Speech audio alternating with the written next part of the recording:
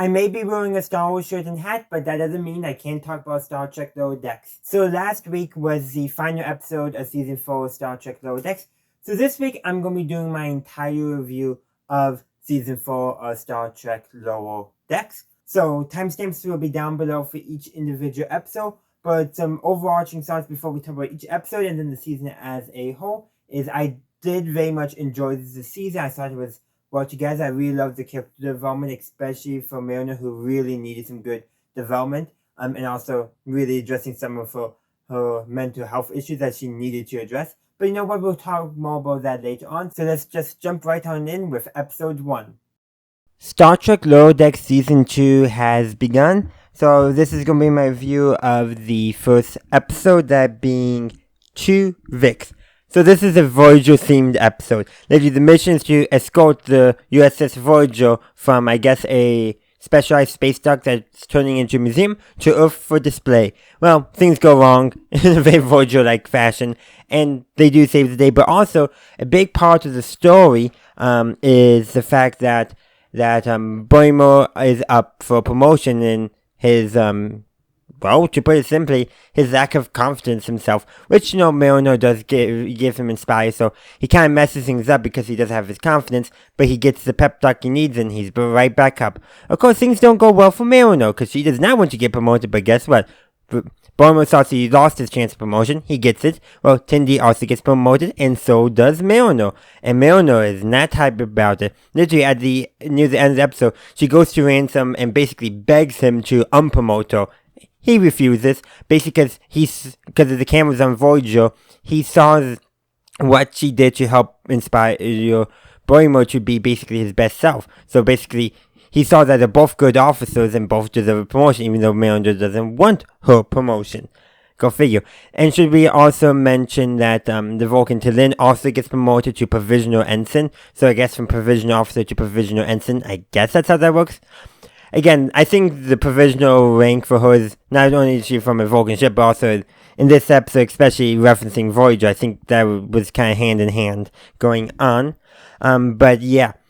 And though what goes on in this episode really should be the A plot, I guess, which is more like the B plot because how we're focusing on our lower deck characters. But basically, Dr. Tiana and I forget the engineer's name, but they get merged in a Twovix style a transporter accident, and when he reads about what happened to Twovix, well, guess what? He starts combining everyone together, and of course, T'Lyn has no qualms about murdering him or any of them to bring them back to normal. Of course, that fails because the accident merges them all together, and Tendi at that point is like, yeah, before it was one thing, but now, yeah, this is just totally wrong, and they're able to work together. T'Lyn's more logically minded, the gene patterns, and Tendi being able to identify personality traits are able to successfully separate everyone back to themselves. So yeah, like I said, this is a great beginning of the season. I very much did enjoy it. Lots of good Voyager references as well. When I saw the title, I had the feeling like, yep, they're going to be doing a Twovix thing, and I wonder how they're going to handle it. They handle it in a typical Lower Decks fashion. Goes over the top, and therefore, they can do it however they want. But I did very much like when Captain Friedman, right there, I blink on the name for a second. When Captain Friedman reads what Janeway did to Twovix, she was like, yep, not doing that. We'll consult with the doctors on Earth at Starfleet Medical and find a better solution. Unfortunately, of course, everyone else over basically reacts. Well, the combined Dr. Tiana and Chief Engineer, his name again, I can't remember. They overreact, and that's what gets it worse. But I did like how basically they called out that being the wrong decision, the morally wrong decision. Maybe not the practically wrong, so under utilitarian ideology, philosophy and ideology, what Janeway did with Twovix would have been the correct choice, but under other types of philosophy, yeah, definitely the ethically dubious choice. But that's all I have for this review. I would love to hear your thoughts in the comment section down below. One last thing though before I close out is the end credit scenes. So the Vulcan ship from Rizhuj, Klingon ship. Well, guess what? we get a little peek at their lower decks, and then they counter vessel with 1 life form, and then they get destroyed. That's going to be interesting. I think we know who's going to be the main antagonist of this season of Lower Decks is going to be whoever destroys that Klingon ship. But that's actually where I'm going to end this video. So again, let me know your thoughts on the episode in the comment section down below. Because for some reason, shows are liking doing 2 episode premieres, the second episode of Star Trek Lower Decks Season 4 has also come out.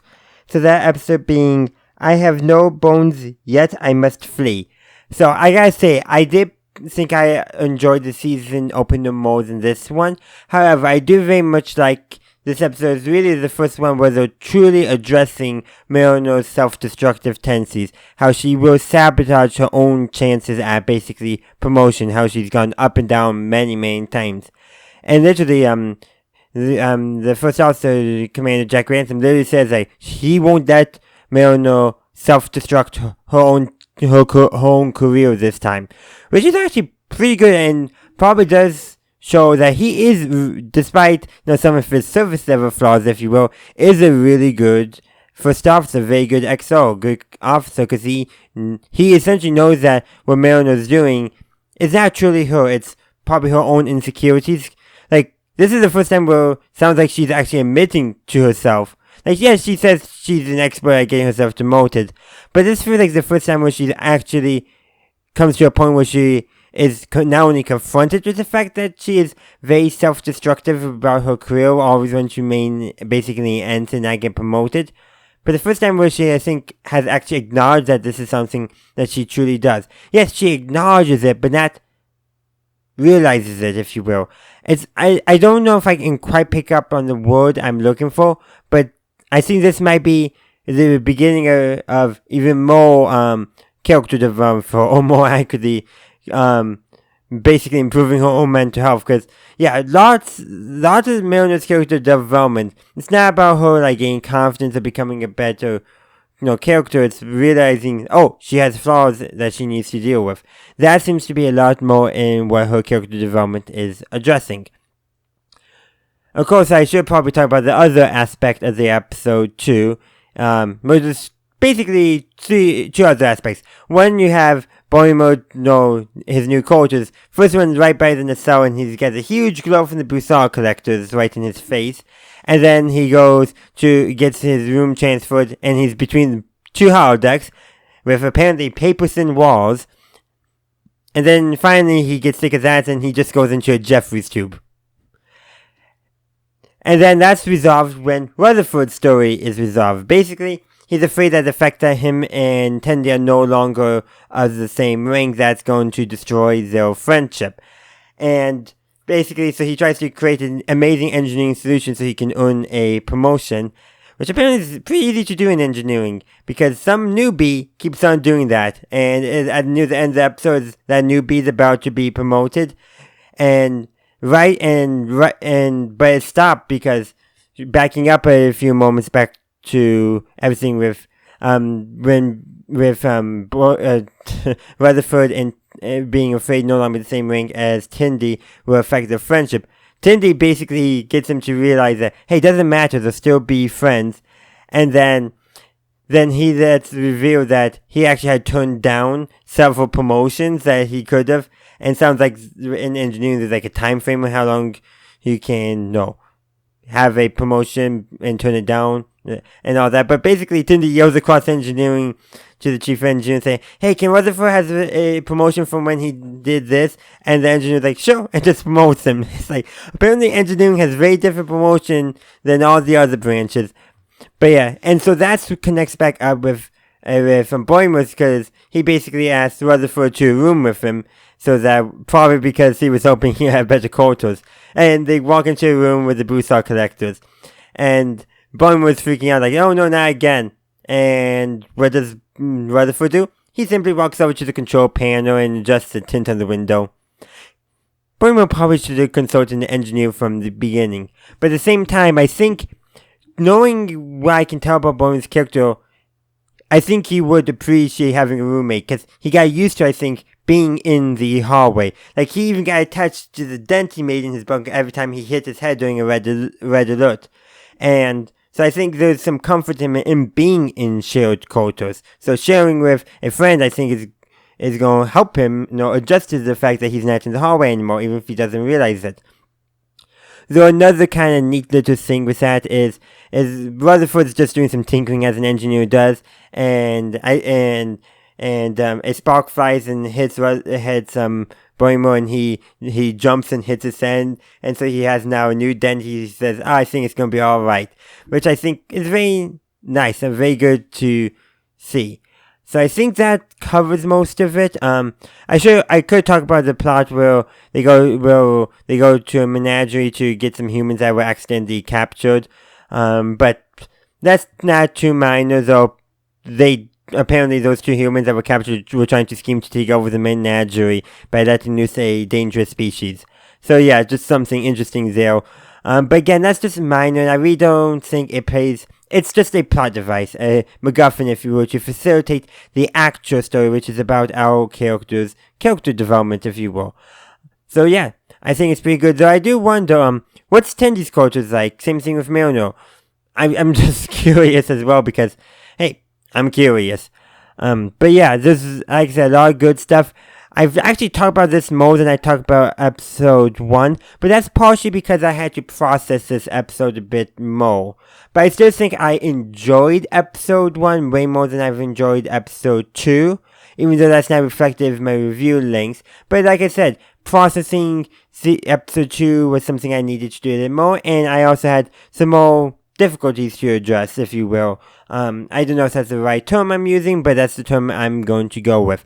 But that is where I'm going to end this review. If you'd like to leave your thoughts on the episode in the comment section down below, feel free to do so.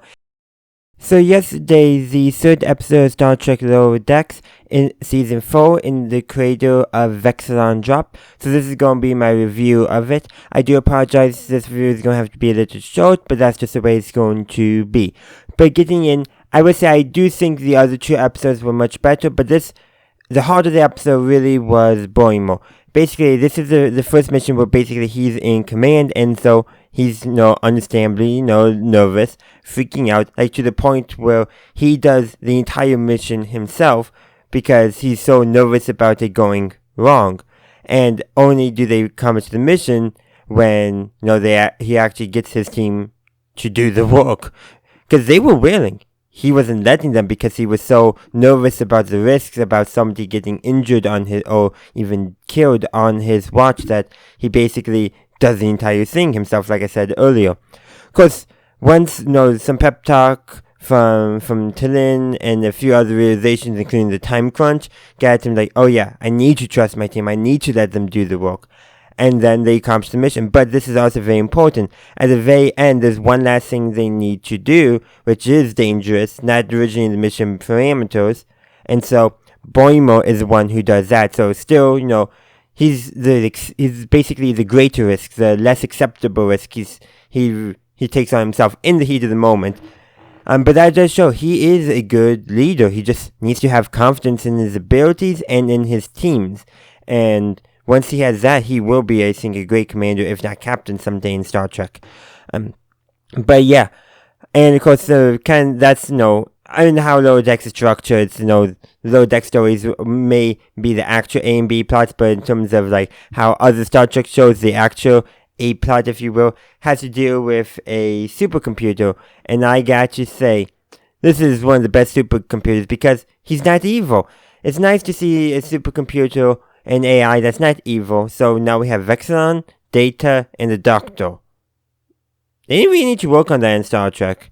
But anyhow, and things are going wrong, and the supercomputer, Vexilon, hence the title, he is basically embarrassed by things going wrong, which is just, it's endearing. And even when Freeman does the software update slightly incorrectly, once they do everything correctly to properly reset Vexilon, and he's back to normal, and he's embarrassed. I really do like it.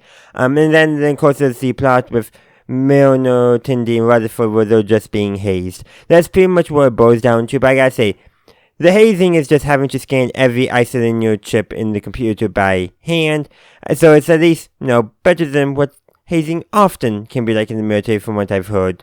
But still, you would think Starfleet is better than that, but you know what? It is still showing that they are only human, if you will.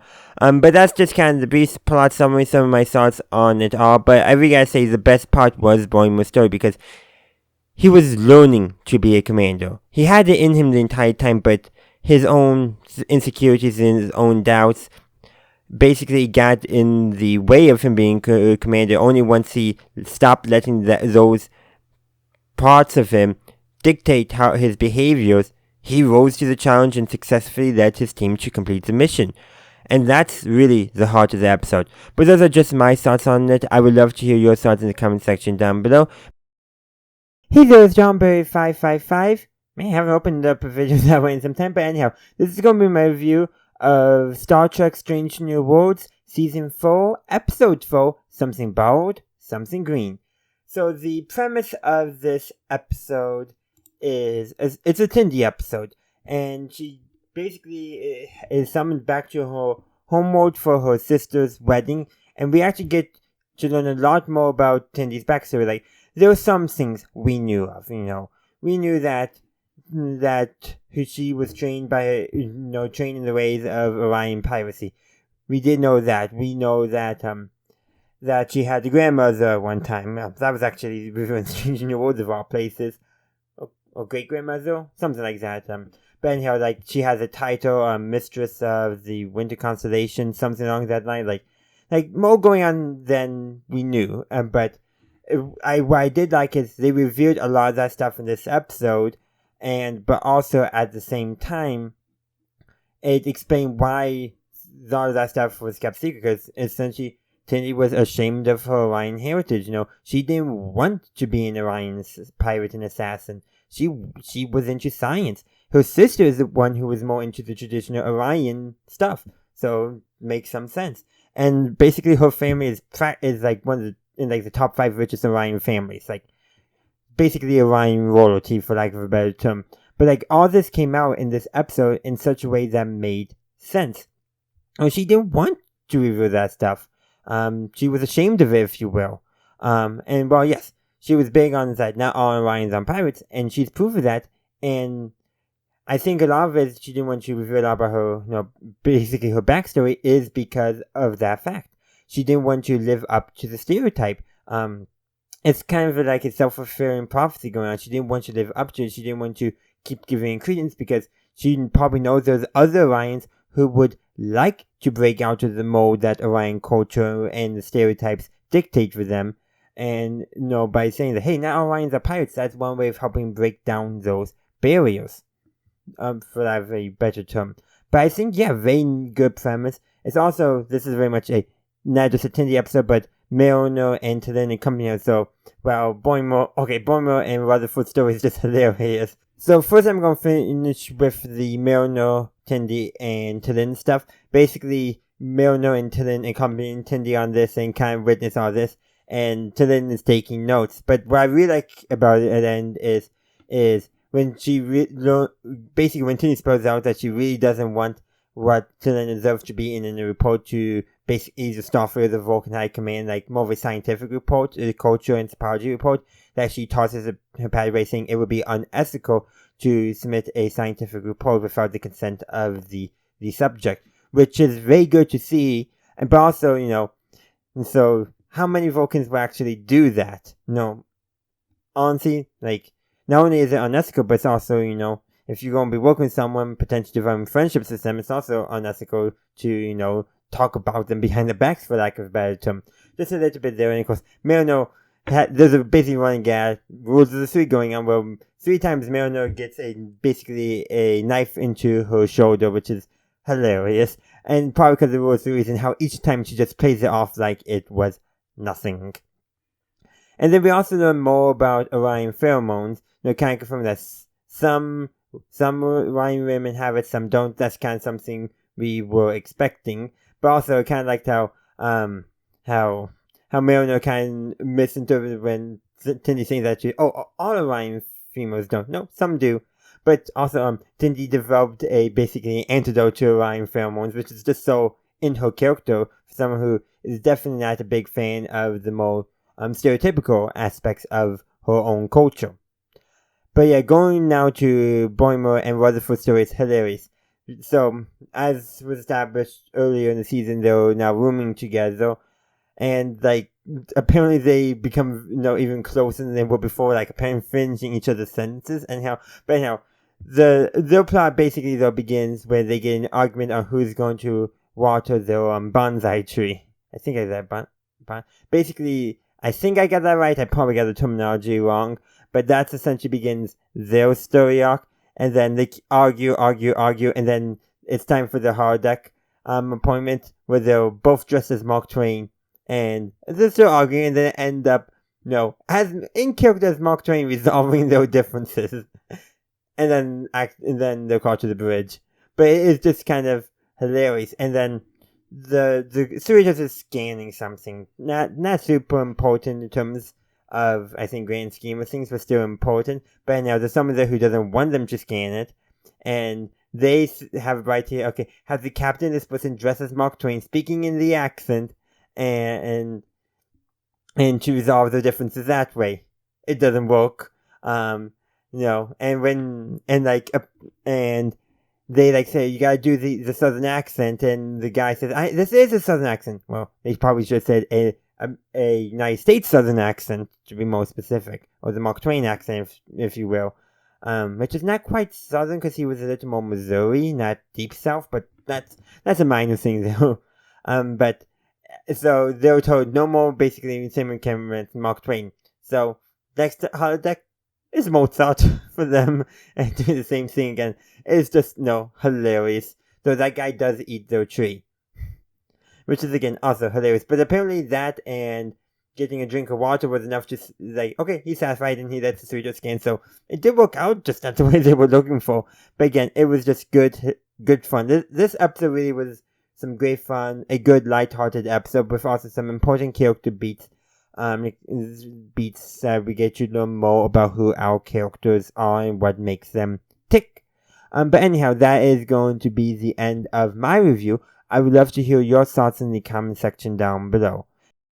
So yesterday, the 5th episode of Season 4 of Star Trek Lower Decks premiered, the episode being called Empathalogical Fallacies. I hope I got that right, but combining empathic and logical together, so Empathalogical Fallacies. I'm, like I said, hoping I'm pronouncing that right. So, the plot summary on Paramount Plus reads, a trio of betazoids cause chaos on the Cerritos. But of course, spoilers, it's actually not them that's doing it, it's actually T'Lyn. Unknowingly, but her own emotional frustration that she's not really dealing with, i.e., the fact that she feels like she's being, and she kind of is being punished by being sent to a Starfleet ship and all that, and unresolved trauma, if you will, complications with her Vulcan captain, is she's a lot of her bent up frustration and emotions are being projected onto the crew, and that's causing the crew to behave in a similar way as if one of the trios of the Betazoids had, I forget the syndrome, but Deanna's mother, Laxwana, had it in episode Deep Space Nine. So building off some stuff there, but showing that Vulcans can have stuff like that too, and and also we find out T'Lyn's age, 68, and of course we know Vulcans age very differently than humans, but still that's actually more than we know about everyone besides Boimler's at least 25, because I was also reviewing this episode, so all that. But yeah, so T'Lyn's episode arc basically was her coming to terms with her being there, and her frustrations at not being able to send a message to her former captain, basically asking to be returned, that her punishment is over. Of course, thanks to Mariner, she's able to kind of work through all that stuff. Part of it is basically Mariner pointing out what a jerk move that her former captain did, and yeah, it is kind of a jerk move, like an overreaction, this person's emotionally unstable for Vulcan, and Mariner does say that Tallinn is like the most logical person she knows, which also helps Tallinn out too with her own probably self-image and all that. But going on, probably realizing that her own captain was behaving out of emotion but covering it with logic probably also did a lot for helping resolve the lingering regret, resentment, whatever term you want to use that she has. Also, she also uses not quite a mind meld, but same technique to help calm Milner because of all the emotional confusion, which probably did help this out a lot. So Milner and Tallinn, like I was alluding to, were paired up together for the episode. And then Boimler was the next main story. Basically, he's stressed out because like he can't remember all the names of every crew member on the Cerritos. And so basically, Rutherford lets Shax know, and Shax basically includes Boimler into basically the activities that Shax and the security team, which includes, I forget his name, but the person who was first introduced as Shax's replacement has just been around ever since. The Tellarian, I think, if I got his species right. But anyhow, how it got turned into a puppet on his first day to that too. But anyhow, so include him in their basically security bonding activities that the security teams do, things like play games, slam poetry, that kind of stuff, to help get Boimler a chance to, relax. Which, once Boimler realizes what they were doing, and he actually feels a lot better. Part of it is he was so worked up, it took him a lot for him to actually calm back down. But at the end, sounds like he's going to be hanging out with him a little bit more. Probably, again, helps his stress relief. Because Shax reveals that they see their job as protecting and securing the ship being more holistic than just, phasing bad guys who try to board the ship and that kind of stuff. Which makes it seem like they do a better job counseling the crew than the actual counselor does. Who, by the way, because of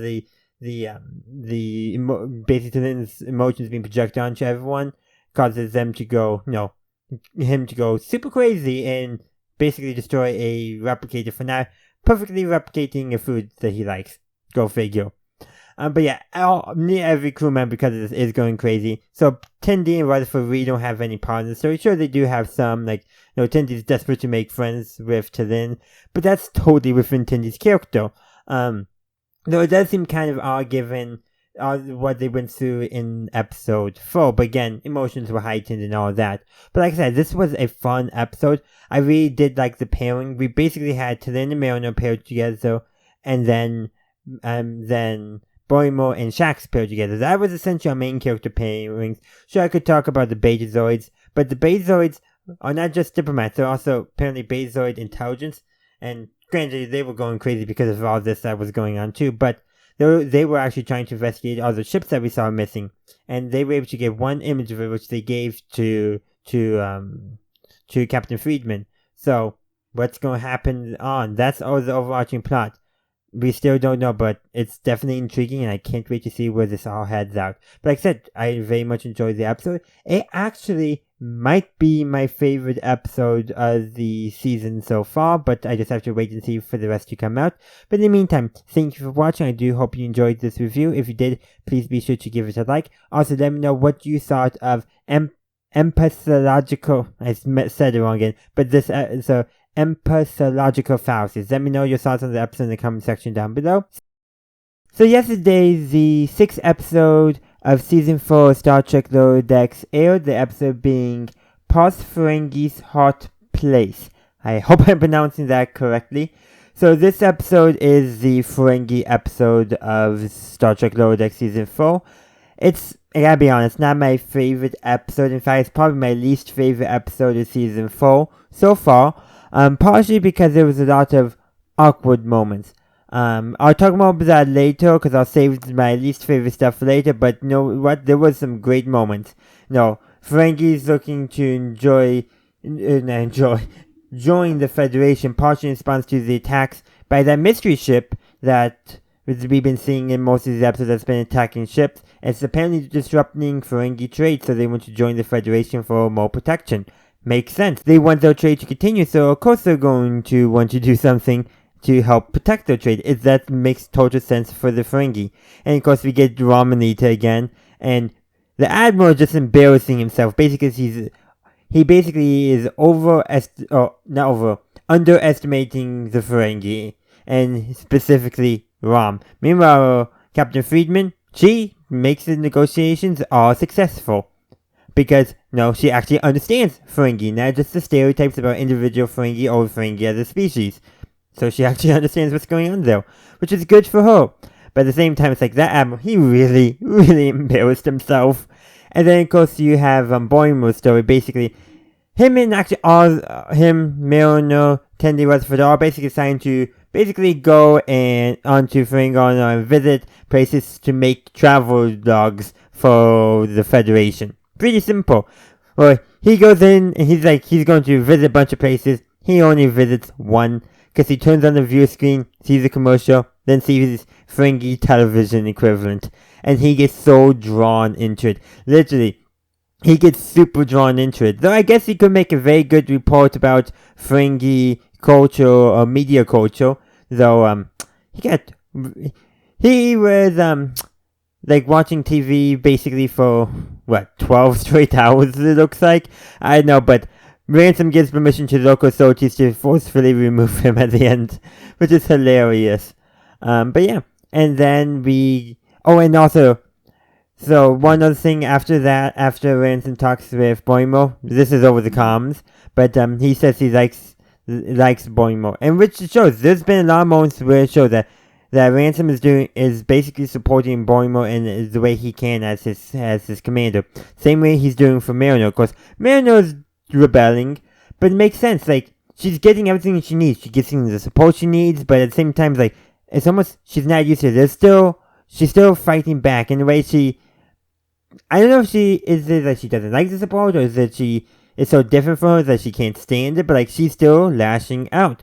We've seen this before in the season. This is a part of her ongoing character arc where she is not used to having the support she actually needs to succeed, and she's kind of lashing out.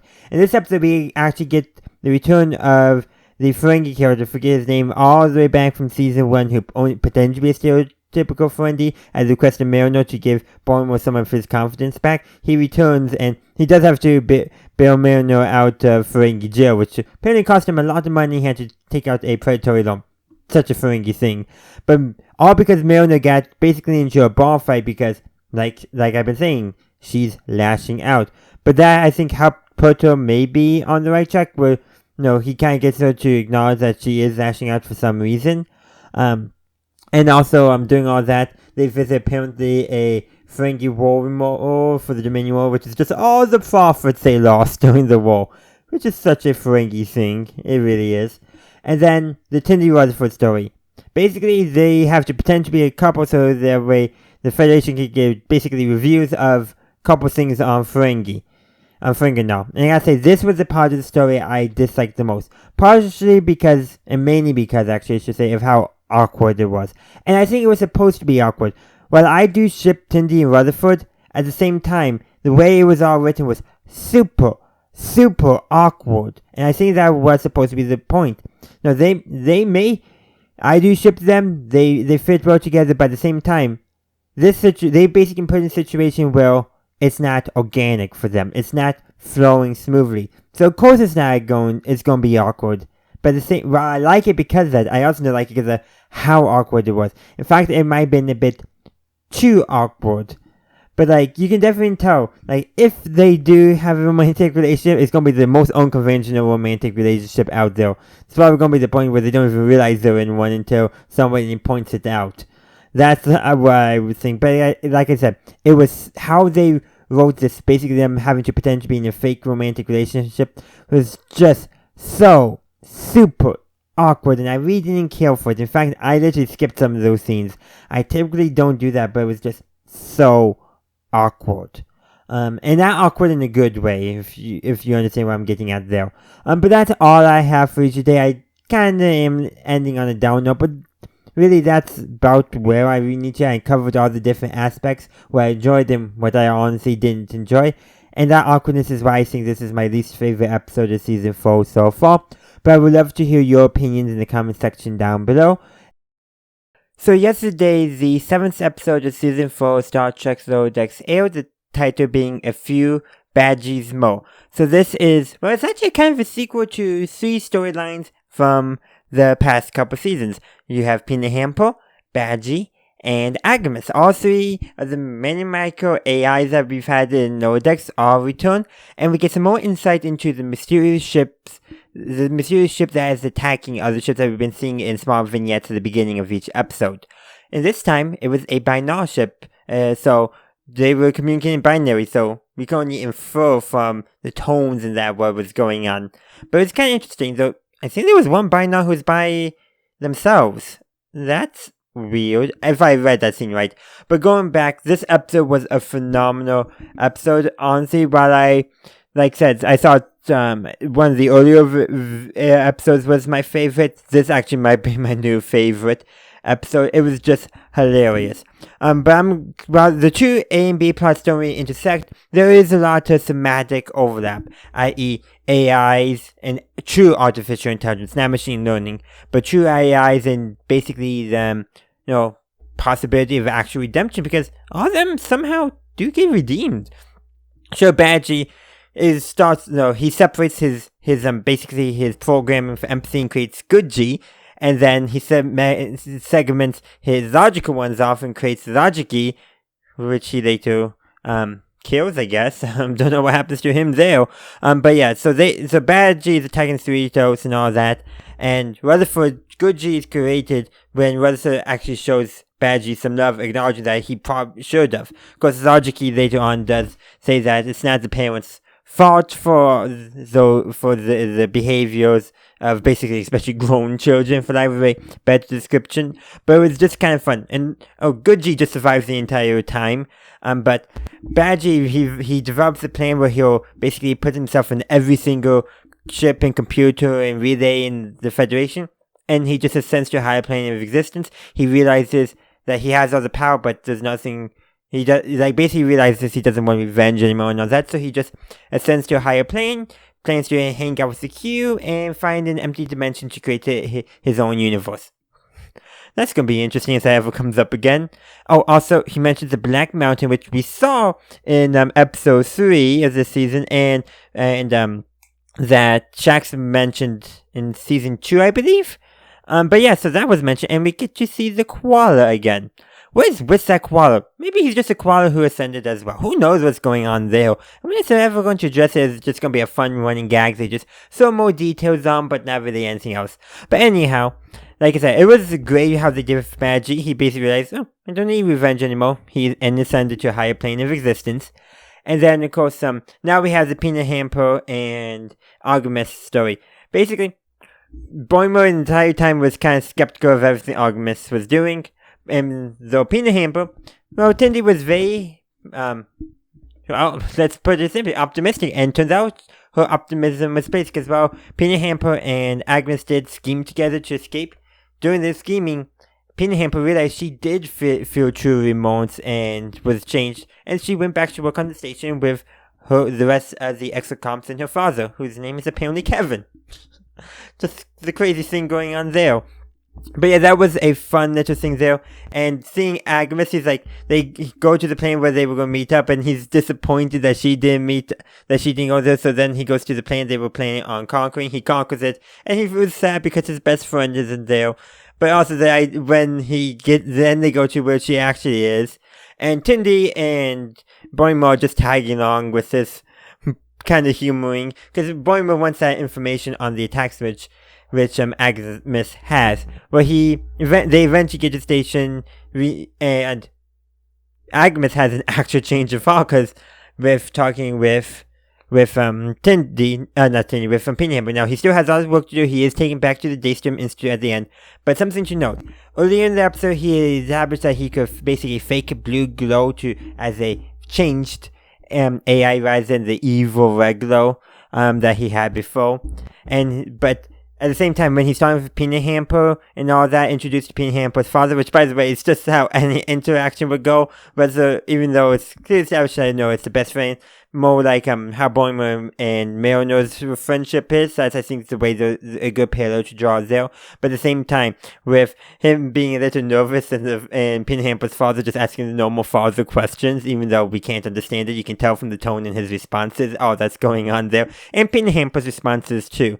But he turns blue, and it's not like all the other times where he's like kind of right beforehand or he's like making a sound to imply that he's forcing it. It just happens. His glow seems like it's actually truly changing from red to blue. Of course, he still goes back and establishes that he still needs to serve his time, go through therapy and all that before he can earn his parole. But also, I really like how the staff said all the Mega AIs, they're giving them the exact same treatment that they would any other person who commits a crime in the Federation. Yes, these have much smaller cells, but they're computers. They don't probably need as much room, but they still given out time to exercise, for good therapy, for movie nights even. It's just hilarious how they threw all that stuff in. But I really did like how all this connected was dealing with basically AIs and their intelligence, emotional intelligence especially, and the potential for them redeeming themselves from being maniacal tyrants.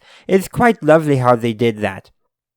There's a few other things to discuss, such as Rutherford working on creating a grappler system for one of the Cerritos shuttles, and how Boimler and Mariner say they love grapples, which has to be a reference to how they were geeking about the NX-01 in the crossover with Strange New Worlds. But that's all I have for you today. I do hope you enjoyed my review and the episode as a whole. Feel free to let me know what you saw of the episode in the comment section down below. Now, yesterday, the 8th episode of Star Trek Lower Decks Season 4 premiered, that episode being Caves, and well, today is going to be my review of said episode. Of course, the very first thing I saw when I saw the title was, I thought of the episode of MASH where they had to bug out, evacuate their camp location, and shelter in a cave briefly, but that has nothing to do with this episode. I just wanted to mention that was the first thing that popped into my head when I saw the title. Really, basically, as the description goes, the lower deckers go on a classic cave mission. And yeah, cave mission. So they're going to do some science stuff, and then, unstable rocks.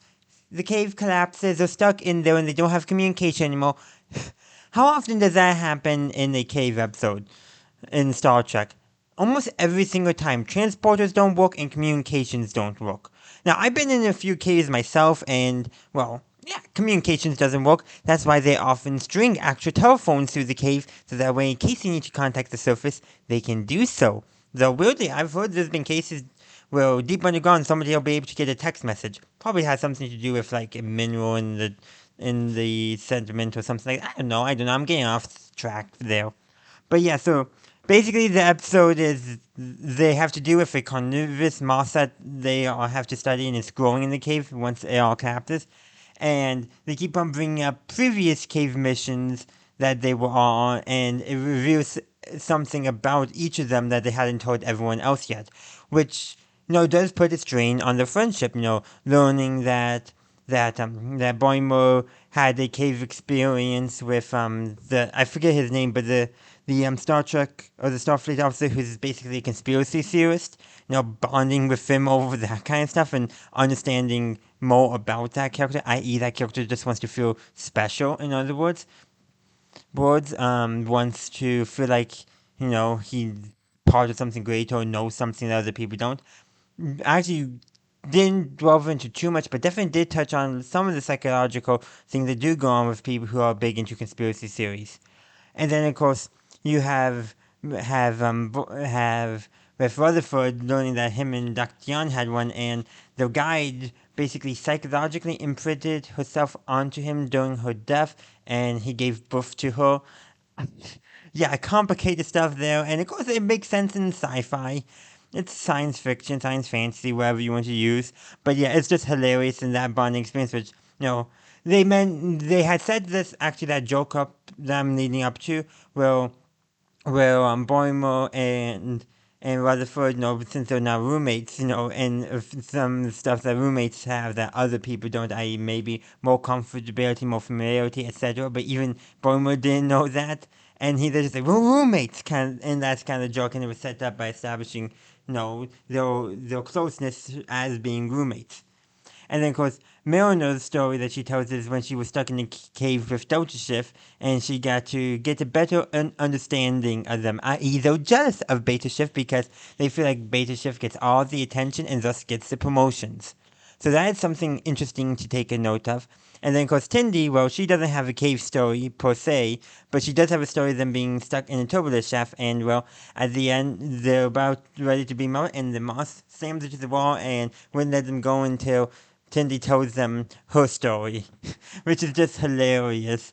But her story is basically them hanging out stuck in the turbolift on her first day on the Cerritos, all the way back in season 1. But I really like that callback and also reminded all of us why these characters are friends. Yes, they have now moved on to more responsibility, they don't work together as often as they used to, but they are still friends, and that story was to remind us of that.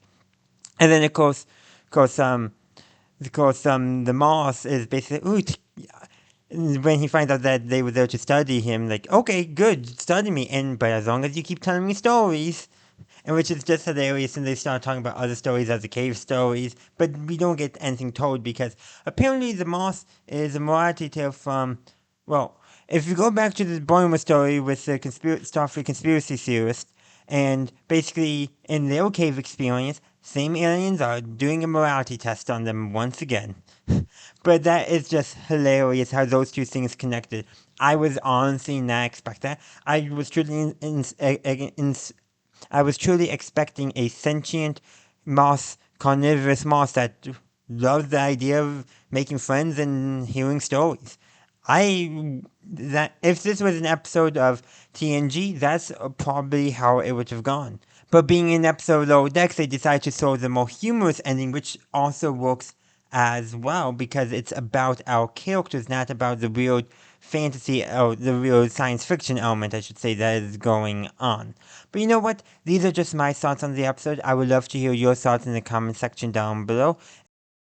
Yesterday, the ninth episode of Star Trek Lower Deck Season 4 premiered, the episode being called The Inner Light. So this is the second to last episode of Season 4 and an amazing episode. So basically, they're given there's two missions going on. The actual mission that the Cerritos is assigned to, and then the distraction mission that Mariner, Boimler, Tendi, and T'Lyn are assigned to. Of course, it's a distraction only for Mariner because the senior staff, so Captain Freeman, everyone there, and our Mariner's friends, notice that she's getting quite self-destructive in her behavior. Granted, she's always been a little bit self-destructive, but more than normal. So while the Cerritos is given the mission to find Nick Lacano, yes, to bring back a character from one episode of Teenage A who happens to look exactly like Tom Paris. I wonder why. I wonder if they're gonna make that. They haven't made that joke yet in this episode. I could have sworn they would have, but maybe that'll be next episode because I'm pretty sure he's gonna appear again. But going back, so while the Cerritos is doing that, everyone else, Rutherford is helping with main Cerritos mission, but everyone else, they go to repair a weather station above a planet with electrical storms and rains shards of glass. Yeah, so, kind of a nice planet, but anyhow, they're attacked by a Klingon bird of prey, and they make an emergency beam out to the planet below. Well, they meet every character. Oh, basically they meet everyone that we've been seeing in the vignettes at the beginning of the episodes that have been destroyed by that mysterious ship. Well, or were they? And then I gotta say, Milner was beamed away at the very end too. But they did successfully recapture the bird of prey that's working with that mysterious ship because apparently, at least on that ship, the captain was overthrown by his lower deckers. Though he was originally a lower decker himself. Go figure. But so at least they have a ship so they can now tell Starfleet what's going on about the ship. And given what Captain Freeman, Shax, Rutherford, and Phillips discover when they were trying to find Nick Nicolono, I think they'll be able to put some pieces together because they find in because they got some after basically Captain Freeman basically playing it obvious. Well, Billups does the most subtle way to get the information they were looking for on Nick Lacona's location. They find his garage where they find the schematics of the mysterious ship. And guess where Mariner was beamed to? On board the mysterious ship. And apparently she knows Nick. Go figure. She knows everyone in Starfleet. But probably the heart of the episode is actually a conversation Mariner has with the Klingon.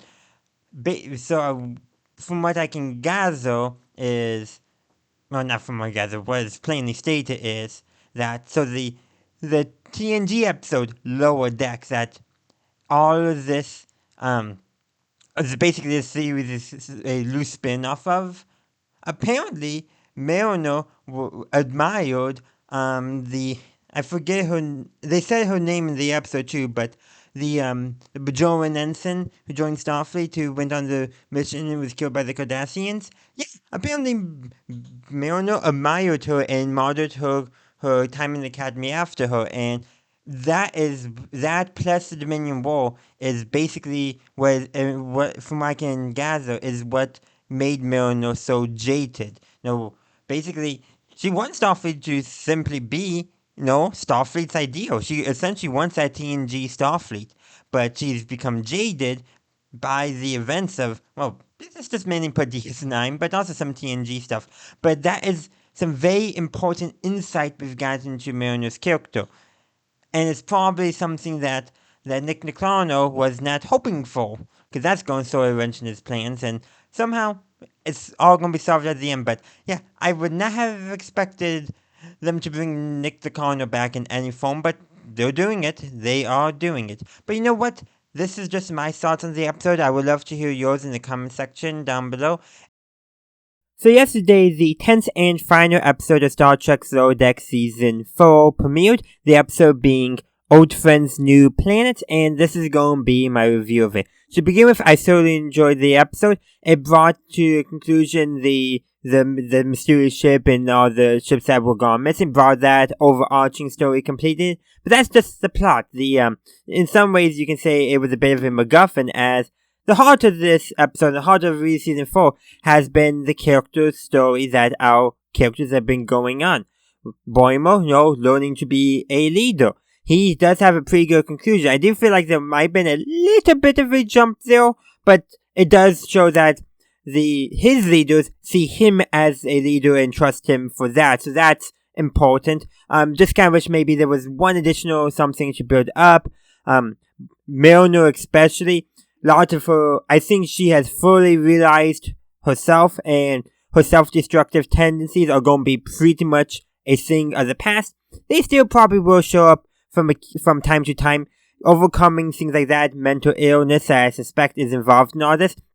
It's going to be something I think Mariner is going to struggle with, and I hope they do show that while she's got through the worst of it, she could still have some issues that she still needs to work through. But the heart of it, the things that she really needed to understand by herself, she made it through, and this episode was showing that especially in light of the last episode, everything that was holding her back is no longer holding her back. And that's was the important thing for her character. With Tindy, sounds like more of what this episode was we got a little bit about her upbringing on Orion. Having this next season is actually going to be dealing with that. That's what I think this was setting up for her.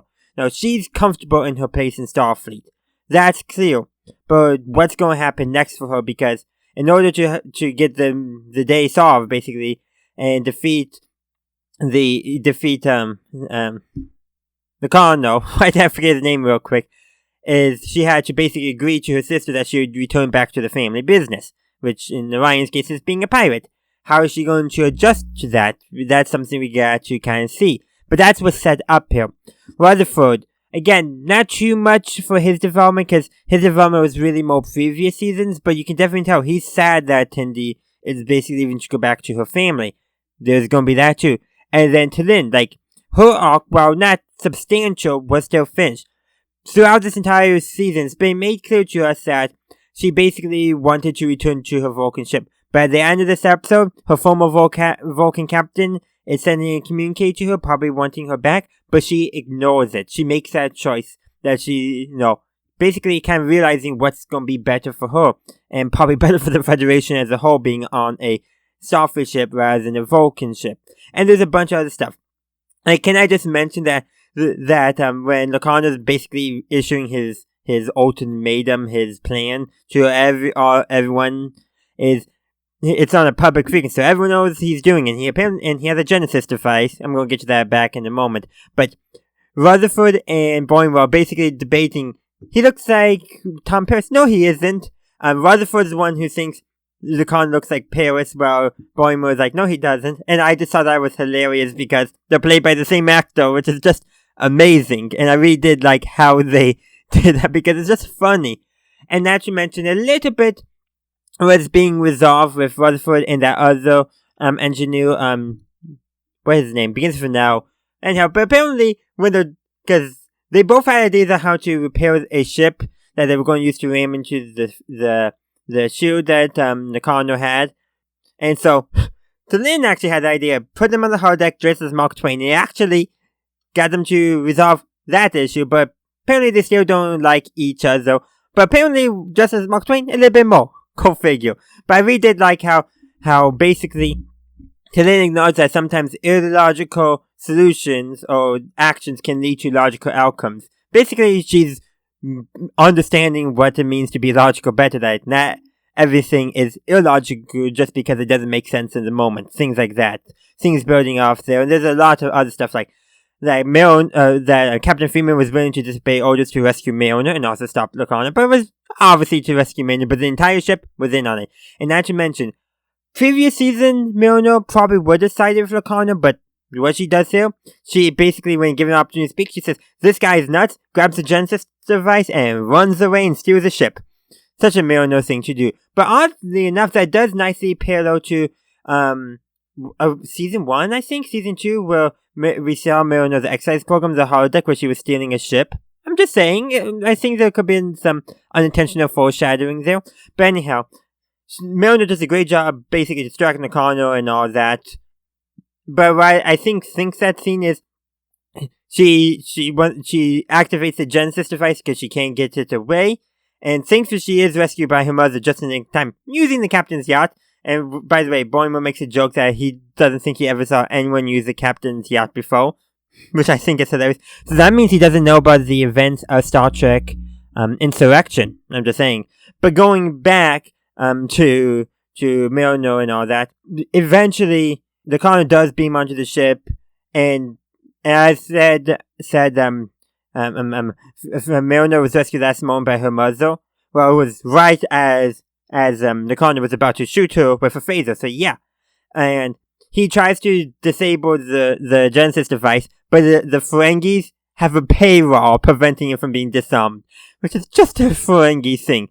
But there's a lot of other things there, like, Locarno's ship doesn't have any wood paneling or carpeting, like, he's basically all doing this for the ego of himself. He's not actually trying to help the lower deckers of any society like he claims he is. He's doing this for the ego of himself, which is the key.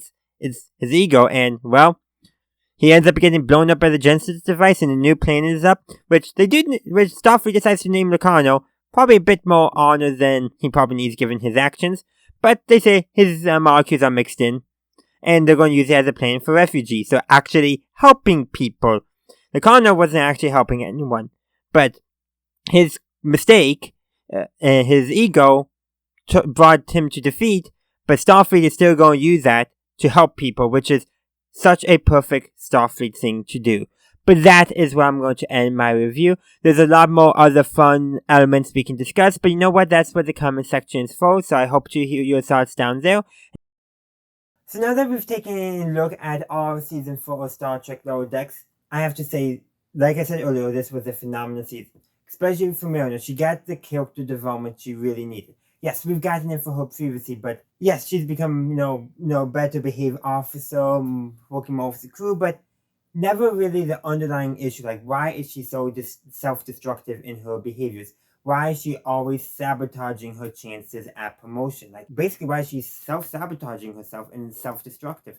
What is the root of those behaviors? And the season kind of shows, like, her kind of relapsing, but that makes sense because yes, she learned to be basically a better team player, but the heart of those issues was never really addressed. And them all, especially her getting promoted to lieutenant junior grades, is I think what really put her on the path to not necessarily reconcile but overcome those problems. Especially because, unlike other commanders, Ransom was not going to basically let her self-sabotage herself.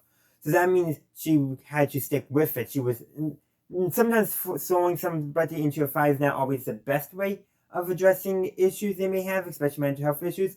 But in Mariner's case, it kind of needed. She needed that push to actually take care of herself.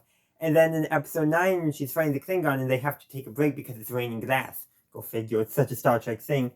But really, she's able to come, basically, that's her vent. And through the conversation, that she really acknowledges, I think, finally to herself, why she has been so self-destructive, both in her professional life, but even in her personal life as well. Yes, she'll probably still always be, the kind of Starfleet officer who's going to take action first, is going to be a bit more of a maverick, but a lot of the more harmful stuff is going to be gone. And that was the heart of her character development course of the entire season. Earlier on in the season, we see her, trying to get herself demoted and failing because Ransom's realizing what she's doing. Then we see Ransom, her mother, obviously Captain Freeman, and all her friends acknowledge that she's become more self-destructive in her actions and missions, which is probably reflected in the fact that she can be self-destructive in terms of her career going on as well. And then finally, at the end of the episode, she stands up to Starfleet and she stands up for Starfleet and does the right thing.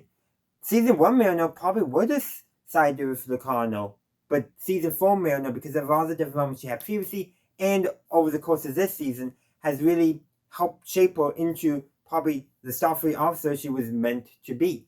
And there's several other stuff we could talk about Mariner, but Bulmer as well, learning to be a leader. Now, I do feel like he didn't get as much as some of the others. Like, yes, he got some great stuff in I think it was episode 2, maybe 3, where he really learned to lead. But at the same time, I don't remember seeing too much of that shown other times that are developing where he's capable of being the acting captain. Like, I really don't see that. But at the same time, when you look at other things, like, yeah, it makes sense that he can get there. His only problem really is his own self-confidence issues, not really relation to his ability to actually command. Self-confidence, not wanting to get members of his team killed. Like, all that's basically on him. So once he gets past that, he's probably effectively ready, just needs to be nurtured along the way. Like, I think it was in season 3, there literally was a scene where Boimler is basically congratulated on his quick thinking by Commander Ransom. Meanwhile, the ensign who volunteers to basically be acting captain for like the night shift is like, yeah, whatever. Ransom's like. Meanwhile, Boimler doesn't volunteer for that. Ransom actually recognizes what Boimler did, and that's just something to note of. Boimler always had it in him. I wish there might have been a little more to get him to where he was at the end of season 4, but what they did show him was pretty good. Now, especially now, Tindy has had a lot going on as well, having to basically confront her distaste with her own Orion culture, her background. And that's actually probably going to play more role in season 5 than season 4. Season 4, we had some previous episodes just addressing that stuff as we learn more and more about her and her relationship with her family and her culture, and how she's really different than a lot of Orion sides. She's not big into, the Orion syndicate and pirating and all that. She's not into that, unlike some other Orions. So it's going to be interesting to see how that plays in season 5. And really, for her character development story, I don't think there's too much to talk about in terms of season 4, because I think it was more setting up for season 5. And with Rutherford, honestly, most of his development has already been pretty done. He's like the most character-wise stable of our main characters, which in some ways makes sense. He's an engineer. We all know what engineer is about, but he's a pretty good engineer. But I got to say, at the end, when Tindy's leaving basically to return to her family in order to follow through on the agreement that was made earlier in the last episode, yeah, definitely Rutherford and Tindy did not want to leave each other. Yeah, I ship them. I definitely do. There's a few other things to note. Talyn well, it's small, but it's still a great arc. She begins the season pretty much basically keep on trying to send a message to her former captain because she wants to get back back to the Vulcan science fleet and all that, whatever they call it. By the end of the episode, she gets a message from her former Vulcan captain, and she ignores it. She makes the choice there to stay with Starfleet, which makes sense, because think about this. Basically, now her first day, her first story where we really get to see her, she follows basically her gut, her instinct, and she gets promoted in Starfleet. Meanwhile, when she did that, and saved the day, by the way, on a Vulcan ship, she was transferred off. Totally reflects, I think, a little bit about Vulcans, but also about her. She found a place where her basically being an unhinged Vulcan, which still to humans is very logical and emotionless, but she found a place where I think she can belong, and I think maybe next season they might address that more. But while her character story was small across season 4, it was great. There's a few other things we can take a note of too, but I think I really covered the heart of the character stories. And gotta say, the fact that they brought Locano back to basically be the big bad of season 4 is just crazy. And I really like how they played up to his ego being, why he's doing all this, and partially also leads to his downfall as well. And that also compares nicely with Tom Paris, because let's be real, they're not only played by the same actor. There used to be a theory that was kind of debunked, was debunked in this episode, that they're actually the same character. Definitely not the case. But thing is this, they were both basically very skilled pilots and had a bit of an ego. Tom Paris not so much, but also Tom Paris, he had a father who loved him, who just didn't say it enough, probably. I have to rewatch Voyager to remember all that. But Tom Paris got sent to the Delta Quadrant and got basically the character development. This is Voyager we're talking about. You watch Star Trek Voyager not for the character development. You watch it for Tom Paris in the Doctor in 7. And who else? Like, those are the only characters who do anything interesting on Voyager. And I like Voyager. Again, maybe it has its problems. But we're not talking about Star Trek Voyager. We're talking about Star Trek Lower Decks. The Locarno is like a dark reflection of Tom Paris. So does that mean if we went to the Mirror universe, Mirror Tom Paris would be Locarno and Mirror Locarno would be Paris? That would work for me. But obviously, they did play some fun at how Locarno and Paris were played by the same actors. But by doing that, they also showed that they're two different characters. And this episode really showed that they are two different characters. Tom doesn't have the same ego that Locarno has. Tom, well, he joined the Marquis. He was not going to create a whole new, independent fleet just to spite Starfleet for drumming him out of the Academy. That's what Locarno did. And he basically failed because of his own ego. But again, we're getting off track, but not, because that is a part of the episode and the show as a whole. Though we don't have a lot of Locarno's development in here, but I do like how basically they did some showing, the fact that basically Nova Fleet was we're all equal, so and right at the start of Locarno's downfall, he basically tries to give everyone an order, and they just ignore him because they don't take orders. They're all equals, and him trying to put himself above them basically got him abandoned by Nova Fleet.